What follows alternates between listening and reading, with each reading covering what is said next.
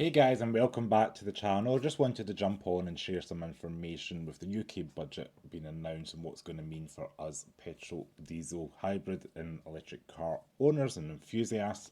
And let's just see what it's about. So there's a various plethora of articles online, and I found quite a good one with the Independent here.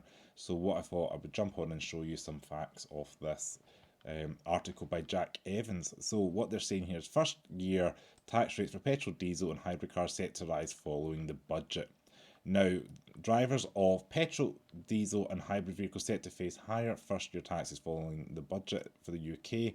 An attempt to drive consumers towards electric vehicles while widening the gap between higher polluting vehicles and EVs. The government will be increasing the excise duty for many new cars.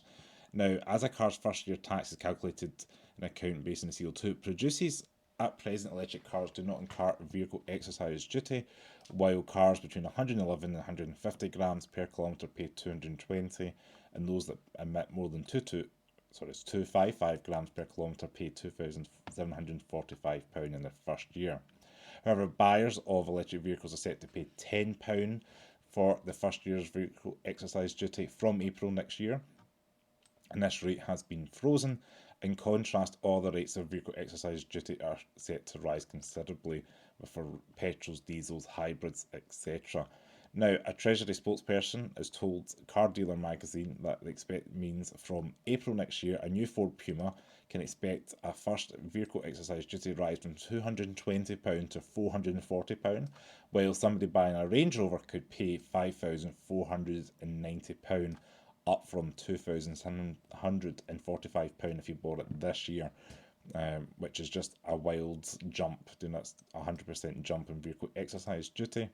An expensive car supplement, which sees buyers of new cars that cost over £40,000 pay £410 a year for the first 5 years, won't be extended to electric cars. I don't know how I feel about that because it was like a luxury car tax for many years, and yeah, if you're paying over £40,000 for like a hybrid RAV4 or Honda CR-V, which aren't really luxury cars, but it's just the price of them, and then you're getting a Volkswagen Astra electric over £40,000.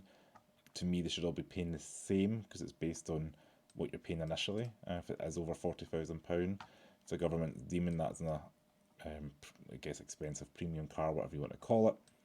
Rachel Reeves told MPs that in the budget statement to help drive the transition to electric vehicles, the government is strengthening incentives to purchase EVs by widening differentials in vehicle excise duty. Now, the government's also maintaining EV incentives for the company car tax regime and extending 100% first year allowance for zero emission vehicles and charging points for further years.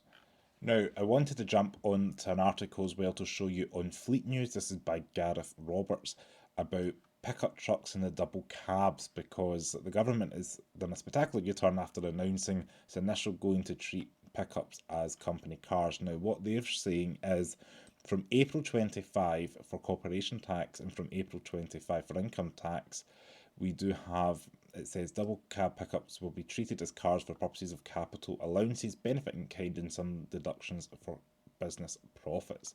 Now, fleets were warned last year that they could be sleepwalking into significant tax liability.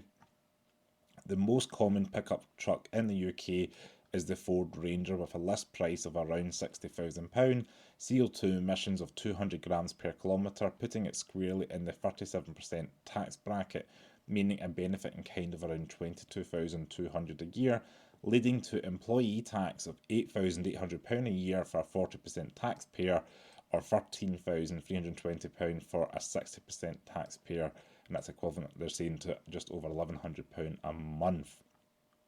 Now, I just thought that was quite interesting to point out. And then this Fleet News is also echoing what we've seen on the Independent there with the various tiers of CO2. So if your car produces 1 gram to 50 grams, for your CO2 for hybrid vehicles included in that is going to be £110, £130 for cars between 51 and 75, and then rates from 76 grams and above are pretty much doubling. That's going to be back to the Ford Puma and Range Rover example that we have seen. So yeah, that is quite interesting to see. Fuel duty has been frozen for another year, so we're going to be seeing that 5p do no reduction up until another year, which, if you're doing a lot of mileage, could save you some money, but yeah, it's not going to be saving you too much overall. But yeah, I just wanted to jump on and kind of share some of that news there. So we've got vehicle exercise duty on EVs now, vehicle exercise duty on petrol cars, pretty much normal petrol cars, anything over 100 grams, you're going to be snookered, it's going to be doubling.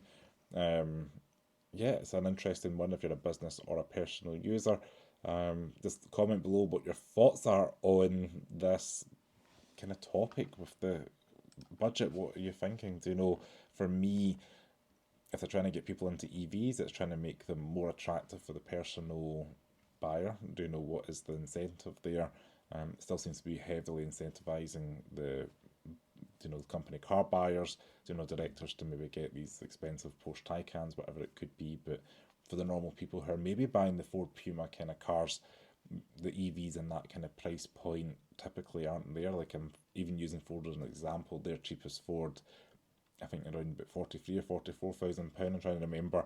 With the Explorer and the Mach-E, they're kind of similarly priced, and then the Capri's closer to 50,000 pound.